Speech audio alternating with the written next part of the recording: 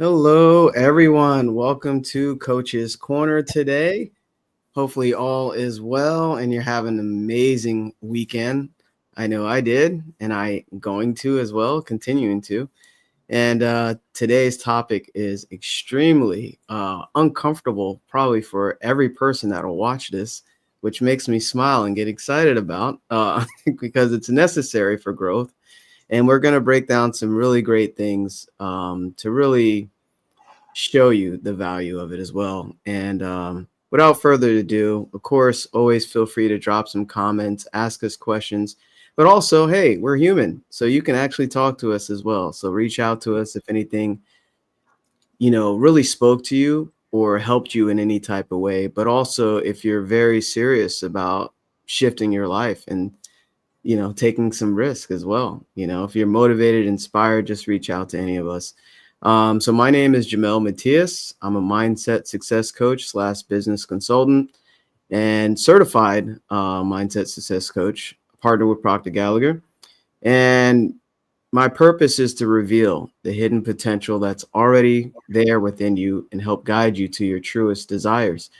And also, I work with individuals, businesses, and entrepreneurs, just hitting new milestones and just growing in life and basically guiding you to whatever it is that you desire. So I'm in Maryland, and I'll pass it to my amazing colleague, Alicia.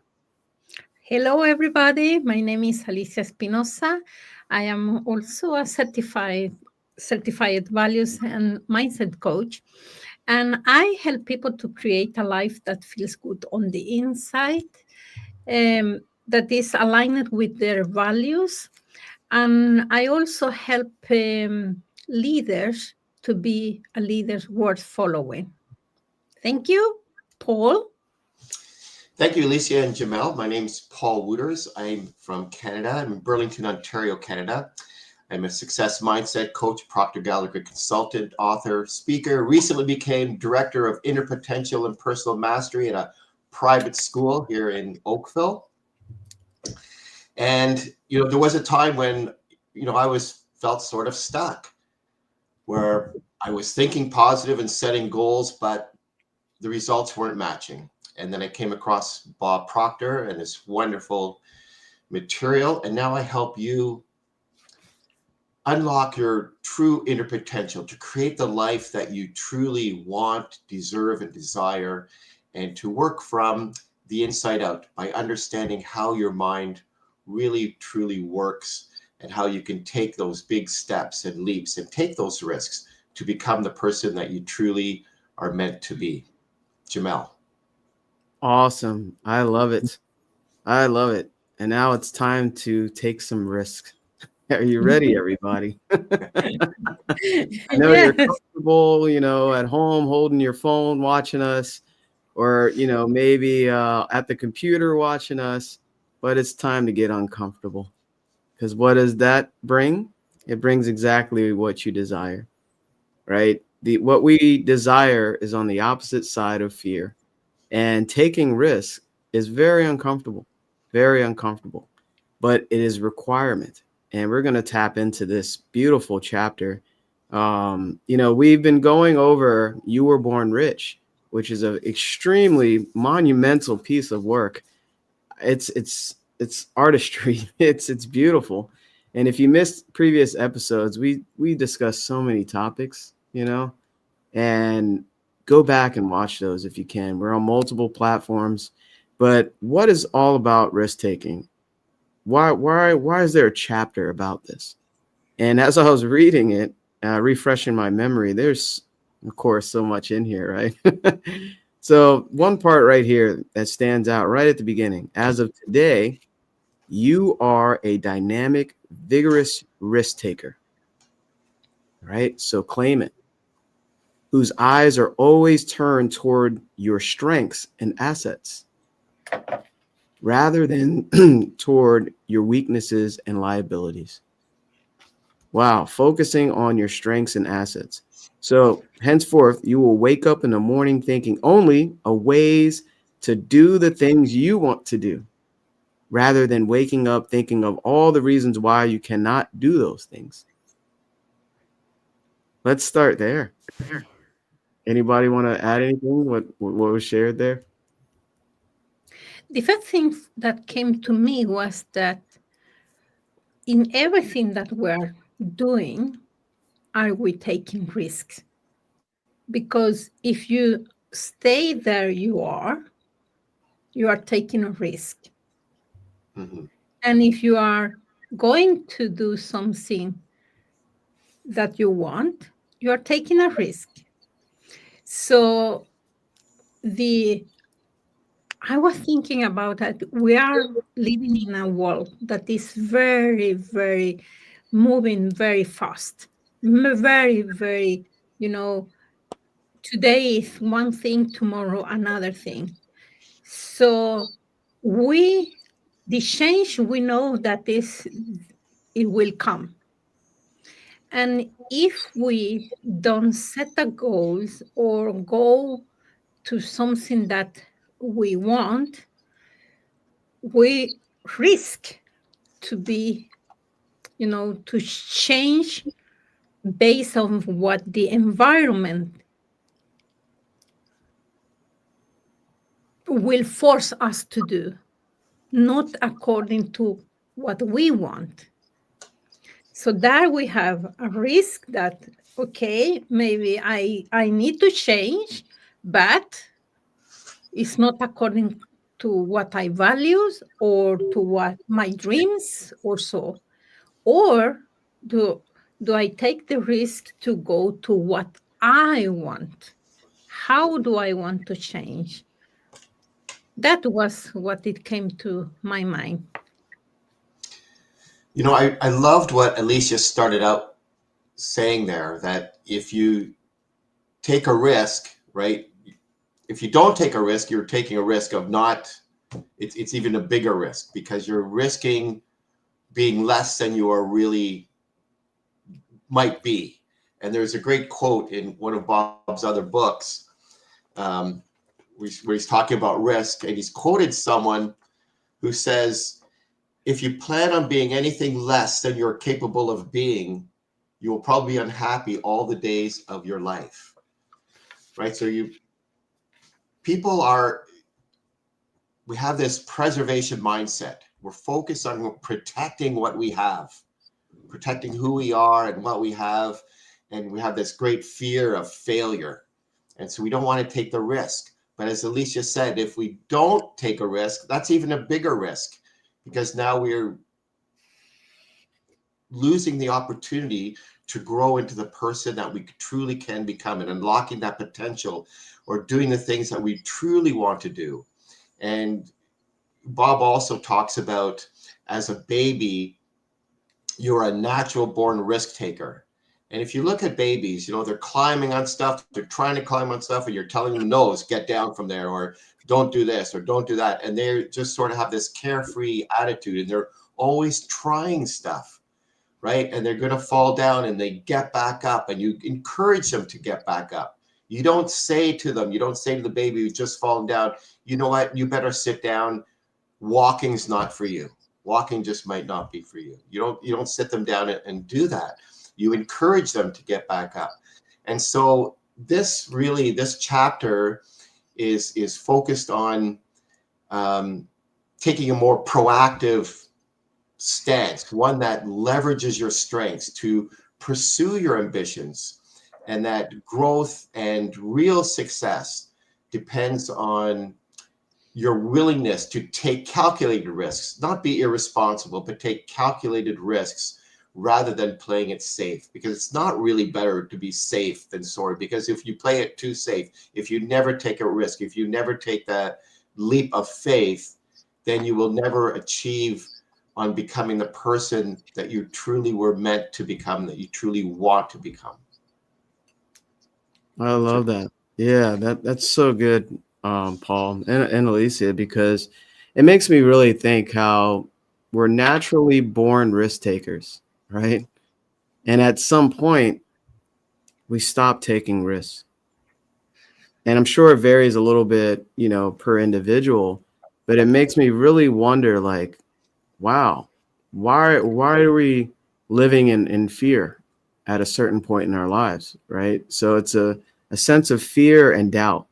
And you're fearing to let go of where you are, but you're also fearing to go into the unknown. So that's a prison if you think about it, right? You're stuck because you're not going forward, but you're staying where you are. It's interesting because when you mentioned the baby, falling around and stuff, I was a very active baby, just like my daughter. It's funny how it passes down. And you see kids and you're just like, that little kid's crazy. He's jumping off of that stuff and riding bikes. And, that was me. But I had no fear that stopped me. And it's funny how I'm revisiting that energy, right? Memory. It's an intellectual faculty. So it even says here, you will think repeatedly of many achievements which you're going to accomplish in the future. So this is for people that, they have big dreams, they have big goals, and they want more money, better job, whatever it is, right? That are vastly superior to anything you have ever done in the past. You've never done these things before. But it says clearly, these are the results that can only be obtained if you are first willing to take some kind of risk. So it's a growth process.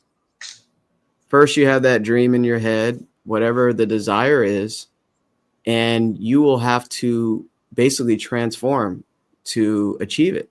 But you have to break through that fear. And that's what risk is. It's fear. And I always love that acronym, false events appearing real, right? Fear. It's false. We're the only ones that make it up in our minds where, that it's real to us. I might look at it and like, that's not real, but you feel it's real, right? That's your own perception. There's another mental faculty. I'm on a roll here. So the point is, you have to, it's a requirement to break through fear to those achievements that you desire. So, but yeah, anybody? Yeah, I was thinking about when you say fear is that sometimes we don't allow us to dream big because we have this false evidence that we create in our mind. And then we talk out us from our dream because we say, oh, but one day I'm going to do that or something. And if I'm going to connect what I thought before, I told before, I did this this thing. I knew you're busy over there. And this is a quadrant because sometimes people say are here, and here is like no goals. I have a goal, and here is I am happy, and here is I'm not so happy. So sometimes we say, oh, but I don't want any more goals. So here is no goal. I don't have any more. I'm happy where I am. So then I call it the flower power, when everything is okay. But then something happened. And what happened then, that then you are not happy and you don't have any goals. Then it's a bad spiral down, you start to not be so happy where you are. The situation is very difficult. You don't see how you are going to solve your problems. And this is what happened with the COVID. Here people were happy, no goals, and then suddenly, no, they are not so good because they don't feel well. They need to change according to the environment, and then suddenly find in a jail. You don't have any goals. But there is people that they have goals and they are not happy.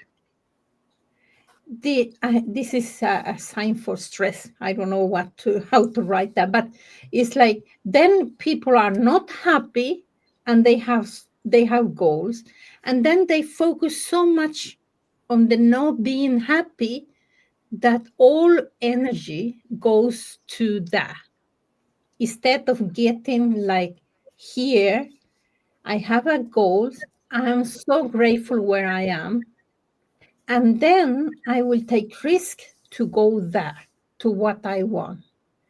And this stop a lot of people because of the risk that will get a goal, to dream bigger. Then they better stay here, but they are going to go this way if they don't do what, take this step to take the risk, that okay, I have this goal, I am willing to pay the price, as you say, Jamel. Yeah. Right. Pay the price. You have to pay the price, and not just monetarily, right? Yeah. Yeah. No, you know what? The price, people think that is the money. No, no, no. That is like minimal. Is the price of letting my fears go, letting all my limiting beliefs go, letting go of people that don't support me, and I Mm, think that I need them. mm. That is more the price, that the really price that we need to pay. Yeah. Yeah. That's why I wanted to clarify for everyone, right? Because a lot of people think when you say price, they just think money, right? There's things that are beyond the money, right? Paul, you have any insight there?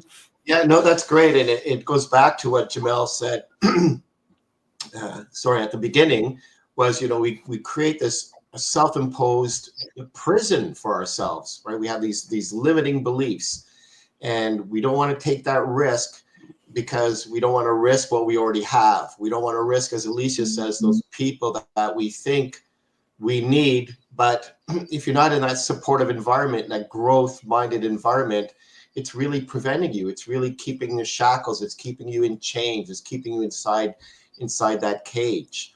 And we often have that fear of failure, right? We've talked about that before.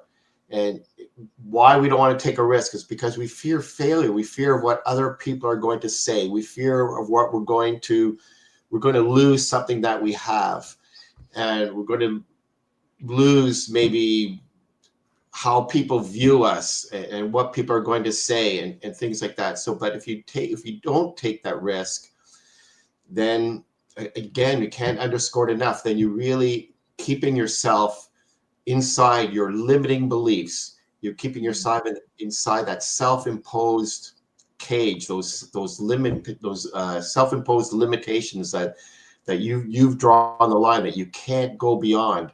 And you're just really, so many people are comfortably uncomfortable. They're not really happy. They're not truly happy, but they're just scared to step out. They're just scared to lose what they have, and they're scared of falling down. They're scared of failure. They're just, and as we go through this chapter, again, it's failure failures are stepping stones towards success. No one that has succeeded, they never went, they did go through failures, and probably more than the people who aren't taking risks, right? They have fallen down, they have failed more often, but those failures are just stepping stones. You learn from them, you see what works, what didn't work, but you're growing as a result of all those things. Wow. This is so good. And it reminds me a lot of a quote. You can't escape a prison if you don't know that you're in one. And a lot of times we're in this mental prison. We desire more, but you won't take risks, right? You're very afraid of something you haven't done before. And this is so on point because I talked to a lot of people last couple days, that are afraid to move forward with their dreams and their goals. And what that is, it's connected to the paradigm, right? Which is a multitude of habits fixed in your subconscious mind. So you're feeding the wolf of fear more and more and more rather than faith. And how do you gather faith? You gather faith through knowing and having an abundance mindset. So that's what this Coach's Corner is all about. It's teaching you about yourself, and it's giving you a better understanding. A little. So, with understanding, there's a calmness about that you receive. You know more about yourself, and you walk different, you talk different, your whole vibrational state is different. And you're also, you see risk differently. You know the direction you have to go, so you go there, because now you're acting through faith and knowing. And it says here, nevertheless, you must always remember you will never hear of or read about or see anyone who achieves anything of greatness in his or her own life without first taking some kind of risk. And it goes on to say, some religious leaders, they undertaken tremendous risk. Just, you can research a lot of them, right? Even great business leaders, right? They had to face risk all the time with all the, apps and stuff a lot of us kind of take for granted, a lot of inventions, tremendous risk, right? But it says you too must become a risk taker for you to develop the greatness you were born with. We're all born with greatness inside of us. It doesn't matter where you're from, doesn't matter male, female, or age, it doesn't matter. And we all have the same greatness. So you should understand that in truth, no genuine satisfaction in life can ever be attained by you or anyone else who simply refuses to take risks. That was so powerful. So if you haven't taken a risk this year at all, I'm just saying this year, I'm not even saying all the years prior, this should be an awakening for you. Thoughts? No, I think that's so true. I think you to bet on yourself and to invest in yourself. I think, an investment in yourself pays the best dividends. You invest in yourself. And then again, that's not necessarily in a monetary sense, but taking those risks, because, you develop that belief. You don't have to crash through that limiting paradigm that you might have that was developed over time, and take a leap of faith and believe in yourself that you have that unlimited potential in you, in spite of what you're seeing in front of you. Instead of reacting to the outside circumstances, you have to feel it inside and believe in inside and follow those hopes and dreams that you have, and take that risk.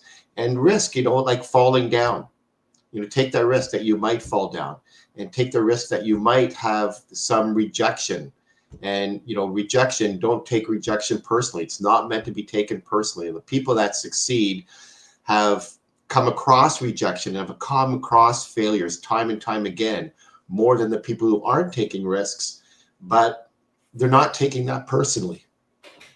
They're knocking on the next door. They're not thinking that no means a closed door. It just means like, hey, go on to the next thing, and keep taking those steps forward. And you have to do that, as Jamel said, with belief. And with knowledge comes belief. But you can live with that default mechanism and just be fear, and just have all these things that you imagine, all those fears and all the things that could go wrong, and how embarrassing that'll be and how bad you'll feel. But you're just creating images in your mind, in your own mind. And it's like Jamel said there, it's false evidence appearing real. You're just creating things in your own mind. But, flip that switch, and instead of thinking about all the things that could go wrong, start being excited about the things that could go right. Alicia.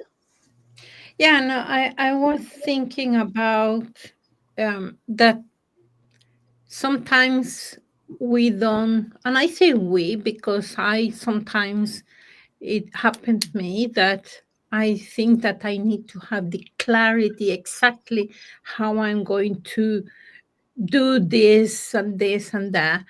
And I came now with the idea when you drive a car. So in order to go to the place, I don't know.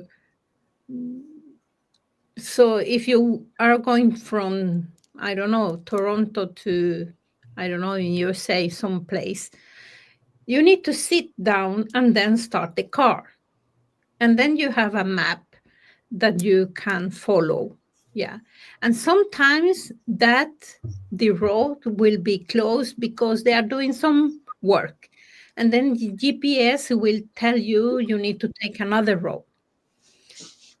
So that is exactly what happened with us, is that we need to start somewhere and knowing that we are going to drive, and sometimes we're going to find some roadblocks in the way to finding that. And also when you are driving in the dark, really in the dark, you don't see anything more than just some meters. You know, the lights are lighting some places, and then you come down on the next and next. So we don't need to know exactly how we're going home, because we know we are certainty that we are reaching there one day or one some minutes.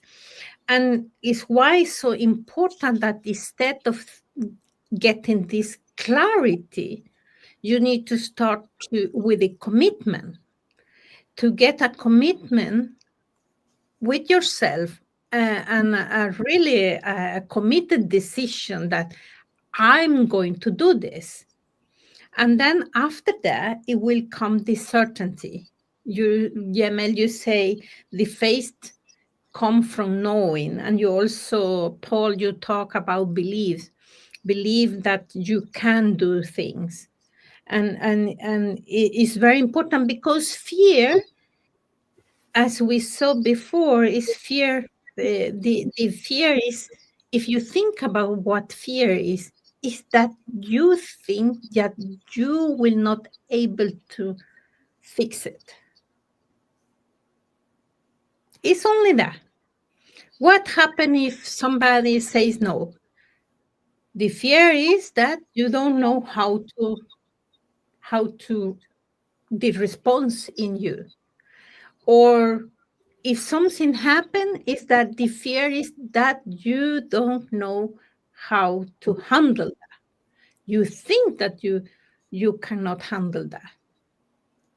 But if you have this faith in you and the certainty that you will fix it, then you have the commitment and the certainty, and then it comes clarity. And the clarity is because you are taking steps to get what you want to do. This is how I think about that. Wow. That, speaking of thinking, that's got me thinking, Alicia. You know, we're the only problem, the only solution. Isn't that interesting? Right? Our own thinking can create what we want or create what we don't want. It can move us forward or keep us still. And with this awareness, hopefully it's inspiring you to move, because they even shared here a beautiful story about the diving board analogy. And I can totally relate to this story, because I remember, I think I was like 9 years old. I used to go to this pool, and they had this 3 different diving boards. They had the little one, the lowest one right next to the pool deck, then like a middle one. And there was one way up in the air. It had to be, I don't know, maybe 30 feet. It was so high. But as a kid, you know, it had to be at least 3 stories. It was a high diving board. And I used to watch these little kids climb all the way up there. Right. And I'm sure now, you know, regulation The board is not there anymore. I checked after a couple of years, it was gone. But the point is, I saw a little kid, like smaller than me at the time. I was like 9 years old, just climbing up there. That ladder was so dangerous. It's slippery, you know, just hanging on for dear life to get all the way up there. And you can barely see him, but all you can see is like this little body jumping off the top of that high dive. And I was like, whoa. And I remember looking up there and I was like, I'm not doing that. I can't do that. And that's the fear, right? That's the fear that's inside you. And we used to go to pool, I think, every 2 weeks or so. And I kept building up my courage to do it because I knew I wanted to. I knew I wanted to do it because I saw him do it, right? You know, when you see somebody else do it, oh, I can do that, right? So he was building up my courage. I didn't even know that kid. I remember. And basically, I got the courage to get up there one day. And I got up there, and it was so high. You're looking down, and the pool looks smaller. Like you have to make sure you aim to get to the water, otherwise it's over. So, you know, I'm looking down, I'm like, oh wow, I'm not going to do any fancy dive or anything, but I didn't stop at and it's like a solid plank too. It wasn't flimsy, the high dive one. And I just ran and jumped off it. I didn't stop. And I said, I used to hold my nose so that way I wouldn't, you know, water won't go up there. Paul's a diving, so he I'm sure he can relate. So I pinching my nose, eyes shut, and all you can hear is the wind flying, you know. And you know what's so beautiful about this story? I conquered a fear. You know, I hit the water, obviously. Well, yeah, I landed in the water, and it was such a joy breaking through that fear. You know what else I did? I went right back up there, got in line to do it again. And every time I went to that pool, I would do it over and over. So this story really invoked some memories because basically once you break through that risk, it seems small. It wasn't a risk at all. And you'll look back and you're like, why was I scared? Why was I afraid? This is the freedom I was seeking. So here I am with my chest out. I'm all happy. Did you see me, Mom? I don't think my family saw me, but I did. They're just happy we're happy, you know? And this can apply to anything that you want. I know it's a simple story, but it can apply to, it even mentioned, you know, people who would love to quit their jobs and set out and on the independent path and do their own thing. That's a goal. That's something that you desire. That's that high dive, right? And there's many people that are doing it and highly successful at it. Why not you, right? And it goes into depth here.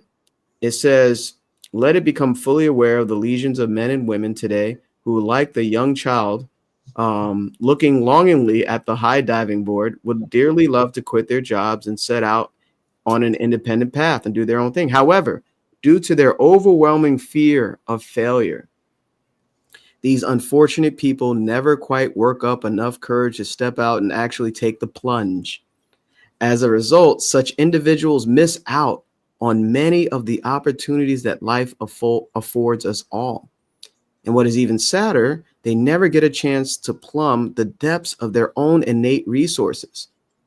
So you have innate resources that are sitting there waiting for you to develop. And that's what we help you with, right? So since they're afraid they might not make it, afraid they might lose, afraid they might fail, they simply choose to maintain the status quo of do nothing.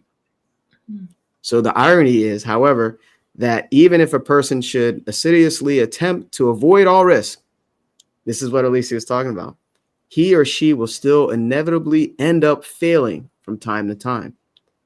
And then we get on to, you know, failing does not make us a failure.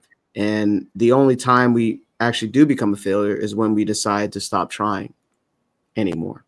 So I know that was a lot, but like the inventor, right? Any invention, if you fail 999 times, but you succeed once, you're a success. Nobody cares about your failures. They look at the end result. And they're like, oh, great. Go ahead, Paul. Go ahead, Alicia. Go ahead, Jamel. right? They didn't see all the failures, or it's not even failures to me. I think it's successes. I switch my perception because it's a success. But I know that was a lot, but it's a good way to use this story to kind of show you the simplicity of it. Yeah, I could add something there because I've been a springboard and platform dive coach for over 20 years. So I'm coaching most nights of the week, and I'm coaching junior age divers. So kids from 5 years old to 17. And so we come across this diving board analogy all the time, for real. But I hope that what I really hope, not every person that comes into my program is going to go on to be an Olympic diver. But I hope that they take some of these things that they learn from this sport and apply them to other areas of their life. And so every day these kids are going up and they're trying new things. They go onto a higher board, and it starts off with a jump. And some of them are super scared, super nervous. Some of them will come back down again. And once they do a jump, I mean, you can see it. You can see it in their body language. They stand a little bit taller, they stand a little bit better. And at the end of practice, they're really happy they did that jump. But there's always, and it's a great lesson for the kids because there's always a new thing that they're going to be scared of. They do a first jump, then they do different types of jumps, then they jump backwards. I mean, that is super frightening when they start doing all this diving and doing stuff backwards. And then they have to do dives, and then they have to incorporate somersaults. And of course, they're standing there thinking, what are they thinking? Well, they're thinking, the ones who stand there the longest, they're thinking about all the things that might go wrong, right? They might land on their back. They might land on their stomach. They're just not going to land right, and it's going to hurt. And it does. And it does happen. And for some of them, it takes a long time for them to come back up again. And for others, they do get back up again and do it. But it just see it happen, every day. And there's something frightening that they have to face all the time. And so the analogy that Bob's using here with the diving board is that, adults fear, they freeze at the edge. They're unable to take that leap. They're, standing on the diving board, it can feel safe, but it prevents a potential breakthrough. And you can see the kids that do take that leap, that do take that jump, that do that fall, and that do that dive. They start to feel better about themselves. They feel good, and they start to feel more confident. But it takes time, and it takes encouragement, and it takes me teaching them that, okay, you're thinking one of two things. You're thinking of that, you can't do it, and you're going to smack, even though you haven't failed, even though you haven't fallen on your face or haven't fallen on your back. That's your default mechanism is saying that's what might happen.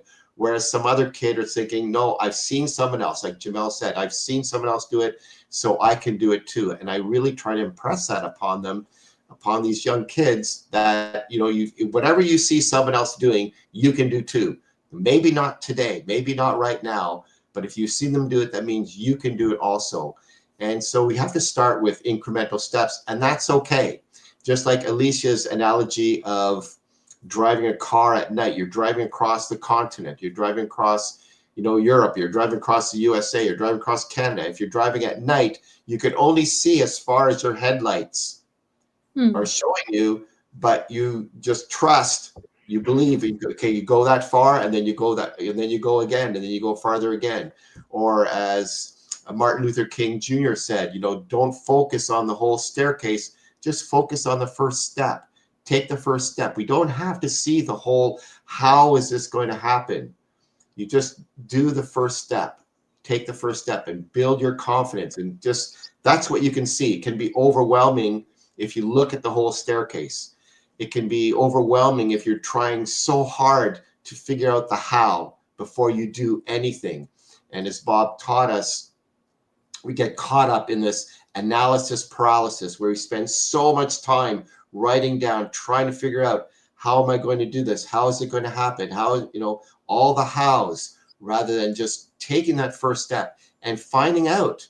When kids build things, right? You give them some blocks, you give them some boxes, they start building stuff, or they're outside like Jamel when he was a kid riding a bike, and they're building ramps, and they're going over ramps, and they're going over jumps, and they're falling down, they're scraping their knees. They just figure it out as they go along. The methodology comes about by them doing the things. They don't try and figure it all out as they go, but just they're going and testing out and experimenting. That is going to create or determine the methodology, rather than trying to figure out all the X's and O's first. They just go out and they just try stuff. They just build stuff, and they just see what works and what doesn't work. And as Jamel also said, you only fail when you give up, when you stop. That's when you fail. But if you keep trying, you're not failing. You're not failing. You could, your experiment, whatever you're doing, you could do that 10,000 times and not come through. But then you do it once and you've succeeded. Then you've had success. Yeah.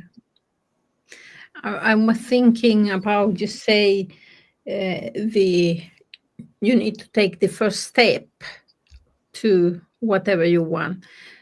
And people underestimate the small steps. Mm-hmm. But assume that you are in the wood, you are walking, camping, and you are going to create a fire to warm up. You cannot take the wood, big wood, or start doing the fire. You take small wood, so then you can get some fire, and then you can put more wood, and then you can use the bigger. And this is what happens, is that if you don't take small steps, and people underestimate those steps, that say, okay, I'm going to start very small, and then I'm going to learn more, and I'm going to fail, and I'm going to learn more. Then you can get the fire at the end. But yeah, it's too much underestimating the small steps that we can take. And I always ask myself, okay, with the knowledge and the skills and the resources and the awareness I have, what can I do just now? And start doing that. Because then I will get a feedback from whatever I do. Is that good or is not good? And then I can take the next action based on that feedback. And this is how we're building things, not just jumping in and trying to get a fire from big woods right away. I don't know if you get the analogy that I have in that. Yeah, I definitely do. Yeah, that's really good, Alicia. That was excellent, Paul. That reminds me where I think it's the decision article. Make a decision to start right now with whatever it is that you got. Yeah. Right? So start. Mm-hmm. Right? It's the start that stops most people. Mm-hmm. Right? And speaking of starting that fire, guess how you can start it? You're looking at it right now and listening to it. You're listening to us and you're watching us, right? So, of course, reach out to anyone you resonate with, right? Because that will start the momentum. And speaking of momentum, I think that's Earl Nightingale, where he talks about everything is in motion. Energy is in motion, like all the creatures. And he compared it to machines as well. Because without momentum, the machines will just sit still. They won't do anything, which they wouldn't have a purpose, right? So you need to move towards that version, that desire that you want. You got to start that momentum, like Alicia shared here with that fire, right? You have to at least take that one step. And, you can message us on whatever platforms you're watching us, or just click on our call link so we can talk to you personally, right? And that will start that mentorship, that connection. Because if you've been stuck, you've been trying to do things and it feels like you've been failing a couple times, or you just didn't have the courage to even start, that it's okay. But how long, do we do that, right? And expect different results, right? It's logically, it doesn't compute, So they talked about the fighter pilot study, and I thought this was pretty powerful. And I'll just share a little bit. It says, in a similar vein, research done many years ago, which investigated the lives of fighter pilots in World War II, determined conclusively that, contrary to what you might think, this is huge, many of the pilots who played it safe, right, during the war, were among the first to be killed in combat. By way of contrast, the study also found that practically without exception, not only were the surviving aces individuals who refused to play it safe, but they were the greatest risk takers throughout the war.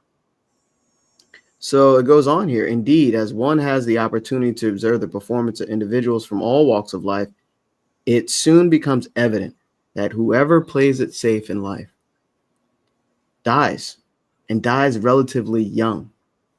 For although many of these individuals remain clinically alive, for numerous years, when their hearts finally cease beating, it is a mere formality, because the truth is they have never really lived. Massive statement there. And I wanted to share that. Are you really living? Or are you just getting by and playing it safe? And remember, playing it safe is not really safe. That's a huge risk. Huge risk to play it safe, because Alicia shared her drawing. That drawing is a visual. Which box do you see yourself in? Right? There is playing safe, but then things happen. Then it will be bad. Exactly. So are you really living? And are you ready to start really living? Because you're not, it just said, playing it safe, you're not really living. That's not truly living. And when you start taking risks, you start tapping into the greatness that's just waiting for you to tap into. It's there. It's waiting. But hey, you have to actually take some type of calculated action to move forward. Really powerful study there. I'm sure that's a brief section of it. So, yeah. I love that part about the fighter pilots. It's really interesting, isn't it? That the ones who tried to play it safe, they're the ones that died first. And, as Alicia said, you risk more by not taking a risk. You do risk more. You really risk. And you look back on your life and thinking about all the what ifs and if onlys. And the thing is that, the courage, it isn't the absence of fear. Go back to the kids on the diving board. It's not that the ones that are jumping off, it's not that they don't have fear, but it's they're taking action in spite of it. They're scared too, and that, kind of becomes the thrill, right? That's the thrill. Like when you take people who love taking roller coaster rides and things like that, right? It's the scary part, but they do it anyways. But, and risk taking, it isn't a reckless thing. It's rooted in belief, in a belief that there's something inside yourself that's worth offering to the world. And there truly is. Everybody has a lot of gifts that they really need to unwrap. And that self-belief is what fuels your meaningful risk. And you have to realize also that you won't achieve success through one big break. It comes by showing up again and again and again, and gaining that confidence and improving through your experiences. And each time you step up, it's a stepping stone. Each time you step up. And it's not, risk taking is informed and responsible. It's not recklessness, so it does involve some preparation and evaluation and clarity about your consequences, but reckless actions, they just stem from fear or impulse, and that's when those things can backfire. But you really understand that this rejection, it's just a prerequisite for growth. And people that succeed do experience rejections, do experience failures, and more than others, not less than the people who aren't taking. The difference is that they don't take it personally and they don't let it stop them. Yeah, that's so good. I was thinking, you say we have been talking about the greatest risk is not taking the risk, because you will be stagnant in your comfort zone, and that is not safe. So we think that is safe, but it's not safe, because the world is changing so fast. So it's not playing safe. And also, I think that risk is a mindset, because sometimes what we label as danger, it can be our opportunity if we decide to go and experience something or to explore something, instead of being safe in the comfort zone. And I understand it, because sometimes it's like dark, you are not afraid of the dark himself, but what you do cannot see beyond that darkness. And it's the same in if you are in the comfort zone and you cannot see what is beyond that, then you think that it's better to be safe in the comfort zone. Oh wow, this is so good. This is really good. That reminds me of it's not even a quote. It's like, well, anyway, we either create or we disintegrate. It's really that simple, right? Because if you're not creating, we're stuck and we're disintegrating. Basically, it's like putting that pumpkin in the jar and expecting it'll only be the shape of that jar. It can't expand to its full potential. So you're like this pumpkin being put in this small jar, and you're just stuck and hoping to get out, but you can't, because you're allowing fear to hold you back and you're not taking any type of risk. So we either create or we disintegrate. So are we creating and what's interesting with that? If you're disintegrating, you're still creating, but you're creating what you don't want. Right?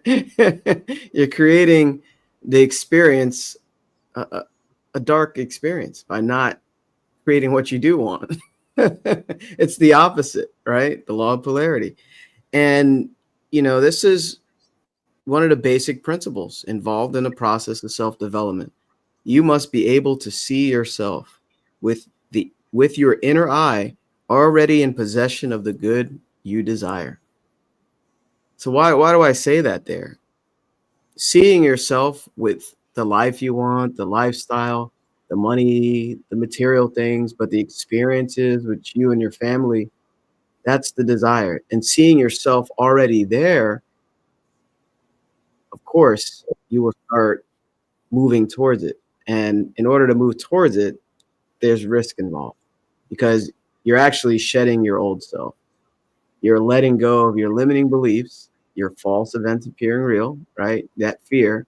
And you're letting go of lower awareness, things that you've just been so attached to for so long. And you're taking that path, that unbeaten path, that path that most people won't take, because, I don't know where that trail goes. I'm not going to do that. Do it, right? You got to face your fear if you want growth.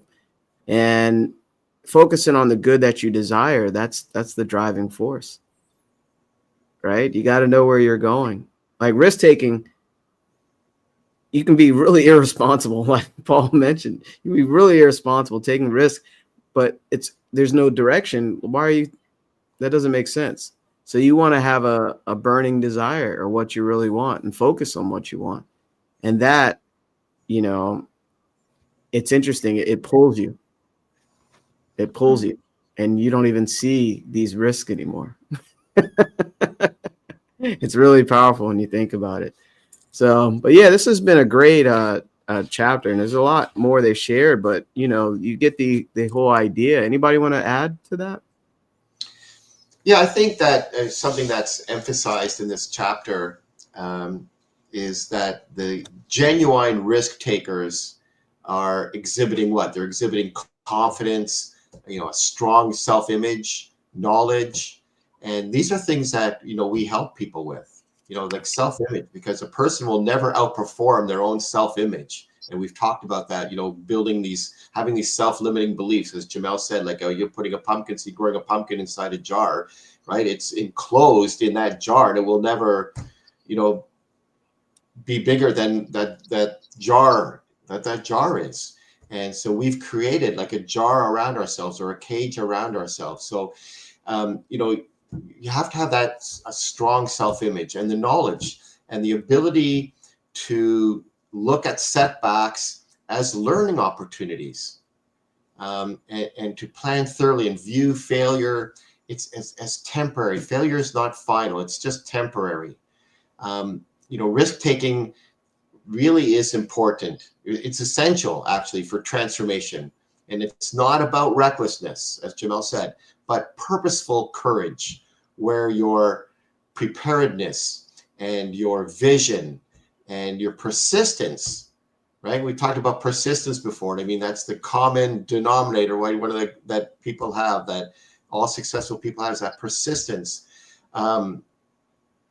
to push beyond your comfort zone and into the realm of meaningful success, rather than, as Jamel said, I mean, if you're living or you're dying, you're creating or you're disintegrating. So you're living or you're dying. So like some people, you know, they grow old, but they've never really lived, you know, and some people who are young might have done more living than the person who is very old by age. So yeah, so risk taking, yeah, it's very, very essential in your transformation into becoming that person that you were truly meant to be, and that you truly do want to be. Alicia. Yeah, I was thinking about fear, and to remind that fears will always be there when you go outside your comfort zone, when something is new. No, I was in a bath with there are some family, and it was a girl. She was like 2 years, something like that. And the mother asked if she wanted to jump to the water, and she said, no, yeah, but I can help you. And then the mother helped her, and then she said, oh, that was nice. And then she started to more, you know how the children are, like more, mother, more. And then she wanted to jump in another place that were more water. And this is the same with us. At the beginning, we have some fear to go outside our comfort zone. But when we do something, when we take action, then we teach our brain that this is not so dangerous. So we take more actions and more actions, and then that become your comfort zone. And then next time you set a goal that is bigger, then the fear will come again.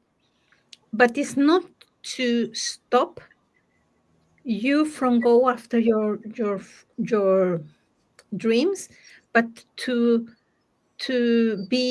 help you to be aware, what do you want to learn, or what do you need to learn about what you are going for, or which resources do you need, or the help that you need, not to stop you. That is what I wanted to say. This is excellent. Excellent, my fellow colleagues. This is great. As you were talking, Alicia, I was thinking about a risk that I took. Guess what, everybody? I was scared to talk on camera. Does it look like that now? Like I can do this for 24 hours every day, as long as my voice would, allow me. But, I broke through that fear. I kept doing it. You should have seen the first couple videos. It was crazy. I would overanalyze. I would have bullet points and I would write the whole thing, transcript. But then when I get on camera, I'm trying to read it and everything falls to pieces. But guess what? I got back up and I did it again. And I did it again. And I did it again. And I did it again. And I did it again. Faced my fear so many times. Now it's a part of my identity. There's no more fear. And guess what? It's your turn to face some fear, to take a risk. Take a risk to call us. I got time today. I want to talk to somebody.